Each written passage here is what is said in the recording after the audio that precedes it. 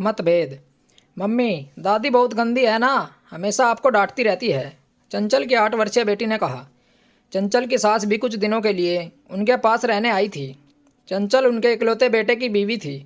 ससुर जी की मृत्यु यही 2 वर्ष पूर्व हो गई थी। ससुर जी की मृत्यु के बाद सासू माँ एकदम अकेली हो गई थी। चंचल और अपने बेटे अंकुर के बहुत आग्रह पर कुछ दिनों के लिए उनके पास रहने आ गई थी। उसके बाद से ही उनका आना जाना लगा रहता है। कुछ दिन अपने शहर और अपने लोगों के बीच रहकर आ जाने से उन्हें एक संतुष्टि मिलती है और फिर ससुर जी द्वारा बनवाया गया घर की साज संभाल भी हो जाती है। सासू माँ का कहना है कि इस घर की एक एक ईंट को तुम्हारे ससुर जी ने अपने खून पसीने से सींचा है। सासू माँ ने घर का एक हिस्सा एक छोटे से परिवार को किराए पर दे दिया था। एक परिवार के वहाँ रहने से हम भी थोड़ा निश्चिंत रहते हैं कि अगर कोई समस्या भी हो तो कुछ समय के लिए ही सही राहत मिल जाएगी। चंचल की सासू माँ भी अन्य सासों के जरा भी अलग नहीं है। शायद सास बनते ही हर औरत में सास वाले सारे गुण आ जाते हैं। हर सास की तरह उन्हें भी चंचल में कमियां ही नजर आई हैं। उनके बेटे की गृहस्थी अच्छे से चले इसलिए वह चंचल को समझाती रहती थी। आज चंचल ने घर मदद के लिए आने वाली कांता को अपनी एक पुरानी साड़ी निकालकर दे दी। इस बात के लिए सास ने उसे टोक दिया और कहा, बहू, मेरा बेटा इतनी मेहनत इसलिए नहीं करता कि तुम दोनों हाथों से यह घर लुटाती रहो। जी मम्मी जी, आगे से किसी को कुछ भी देने से पहले आपको दिखा दूंगी। चंचल बात वहीं समाप्त करने की मंशा से कहा। सासू माँ शांत भी हो गई थी। वैसे भी सासू माँ का गुस्सा जितनी जल्दी फूटता है उतना ही जल्दी शांत भी हो जाता था। लेकिन अब बड़ी होती चंचल की बेटी तान्या को अपनी दादी का स्वभाव अचरज भरा लगता है और शायद इसलिए उसने ऐसा बोला। तान्या की बातें चंचल को उसके बचपन में खींचकर ले गई। वह यही कोई 10 बरस की रही होगी और उसकी दादी उनके पास रहने के लिए आई। दादी के पास हम लोग आते जाते रहते थे, लेकिन अब कमज़ोर और लाचारी दादी हमेशा के लिए हमारे साथ रहने आ गई थी। पापा बाहर नौकरी करते थे तो मम्मी जैसे ही शादी होकर आई उन्हें गांव में दादी के साथ कुछ दिनों तक रहना पड़ा था। मम्मी पढ़े लिखे परिवार की पढ़ी लिखी बेटी थी। पापा की सरकारी नौकरी की वजह से चंचल के नाना नानी को पापा अपनी बेटी के लिए एक उपयुक्त वर लगे। उसकी दादी कड़क और मेहनती महिला थी। दादाजी के जाने के बाद उन्होंने अकेले ही पापा को पाल पोस कर बड़ा किया था।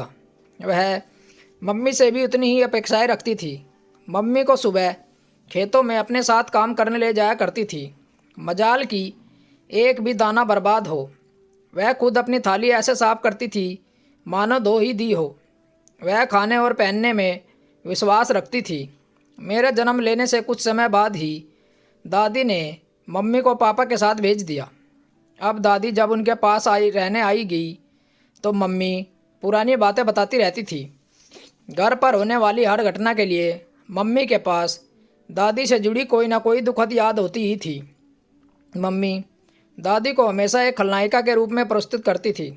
चंचल के मन में दादी की एक बुरी औरत की छवि बन गई थी जो स्वयं महिला होकर दूसरी महिला को प्रताड़ित करती थी। चंचल दादी से कटी चली गई और इतना ही नहीं, उन्हें परेशान करने लगी।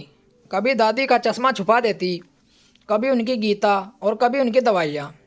एक बार तो बाहर से उनके बाथरूम का दरवाज़ा बंद कर दिया।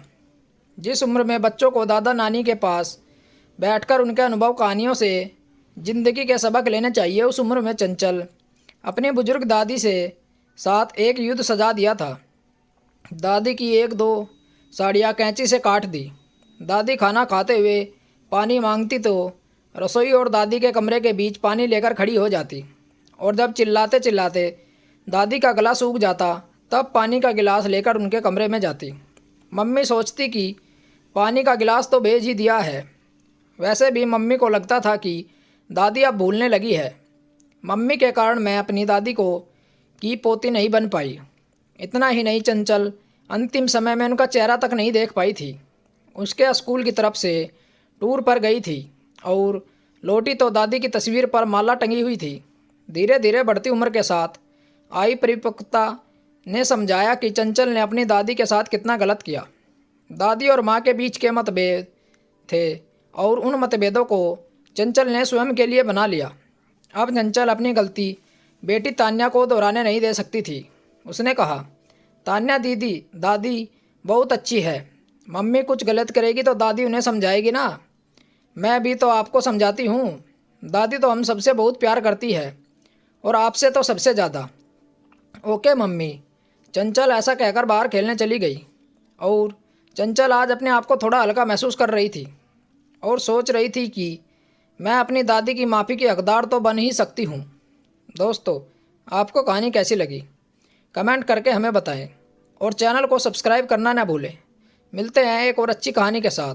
कहानी सुनने के लिए धन्यवाद। राम राम दोस्तों।